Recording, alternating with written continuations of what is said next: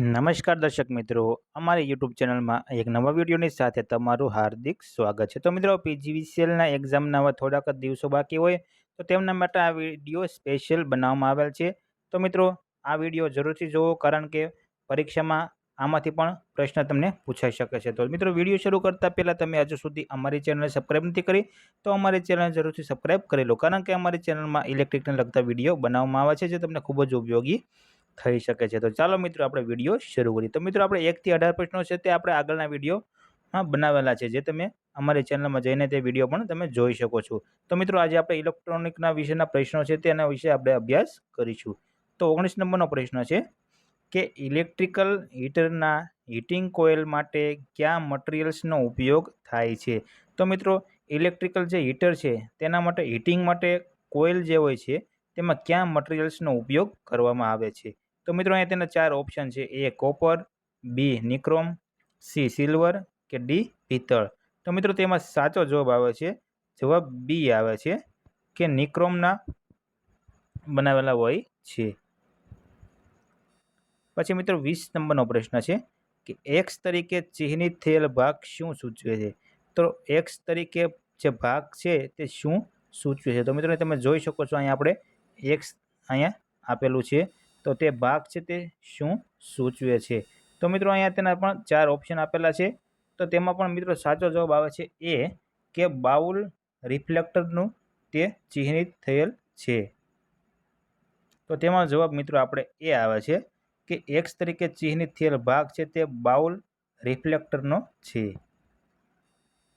પછી મિત્રો, 21 નંબરનો પ્રશ્ન છે કે ઓટોમેટિક ઇલેક્ટ્રિકલ આયર્નમાં કોડ વાયરમાં કેટલી પિન હોય છે?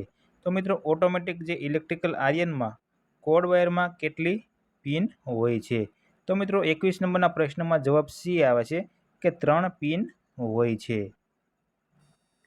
પછી 22 નંબરનો પ્રશ્ન છે કે નીચેનામાંથી ઓટોમેટિક આયર્નમાં નોન ઓટોમેટિક આયર્નની તુલનામાં કયા વધારાના ભાગનો ઉપયોગ થાય છે? તો મિત્રો, નીચેનામાંથી ઓટોમેટિક આયર્નમાં નોન ઓટોમેટિક આયર્નની તુલનામાં કયા વધારાના ભાગનો ઉપયોગ થાય છે? તેમાં પણ મિત્રો અહીં 4 ઓપ્શન આપેલા છે.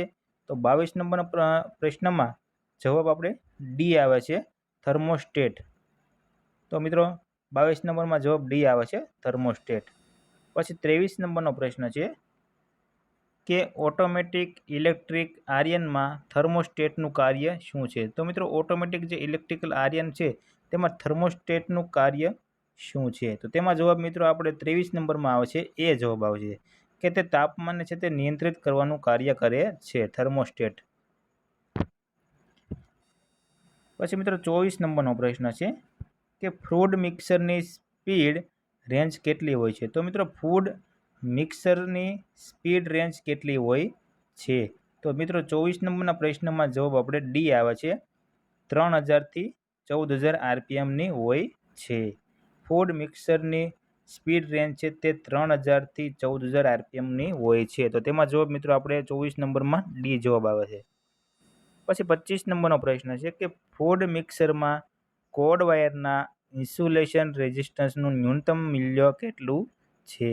તો ફૂડ મિક્સરમાં કોડ વાયરના ઇન્સ્યુલેશન રેઝિસ્ટન્સનું ન્યૂનતમ મૂલ્ય કેટલું છે? તો તેમાં જવાબ મિત્રો આપણે 25 નંબરમાં જવાબ આપણે એ આવશે કે 1 મેગા ઓહ્મ્સ તેનું મૂલ્ય છે.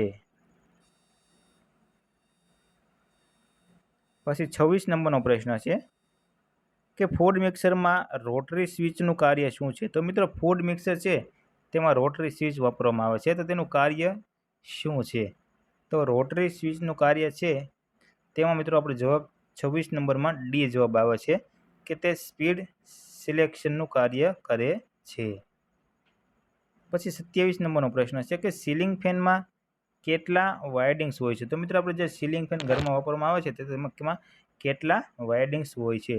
તો તેમાં જવાબ મિત્રો આપણે 27 નંબરમાં જવાબ સી આવે છે કે તેમાં 2 વાઇન્ડિંગ્સ હોય છે. પછી 28 નંબરનો પ્રશ્ન છે કે મિત્રો, ટેબલ ફેનમાં કયા પ્રકારના બેરિંગનો ઉપયોગ થાય છે? તો મિત્રો, ટેબલ ફેનમાં કયા પ્રકારના બેરિંગનો ઉપયોગ થાય છે? તો મિત્રો, તેમાં જવાબ આવે છે 28માં એ કે સ્લીવ બેરિંગ્સનો ઉપયોગ થાય છે. પછી 29 નંબરનો પ્રશ્ન છે કે સીલિંગ ફેનમાં કયા પ્રકારની મોટર વપરાય છે? તો મિત્રો સીલિંગ ફેનમાં કયા પ્રકારની મોટર છે તે વાપરવામાં આવે છે? તો મિત્રો પરમેનન્ટ કેપેસિટર મોટર છે તે વાપરવામાં આવે છે. તો મિત્રો 29 નંબરમાં પ્રશ્નમાં જવાબ આપણે એ આવે છે કે સીલિંગ ફેનમાં પરમેનન્ટ કેપેસિટર મોટર વાપરવામાં આવે છે. પછી 30 નંબરનો પ્રશ્ન છે કે નીચેનામાંથી કયા વોશિંગ મશીન પાણી અપ વોટ્સ ચાલે છે? તો મિત્રો નીચેનામાંથી કયા વોશિંગ મશીન પાણી અપ વોટ્સ ચાલે છે? તો 30 નંબરના પ્રશ્નમાં આપણે જવાબ આવશે બી જવાબ આવશે કે પલ્સેટર વોશ.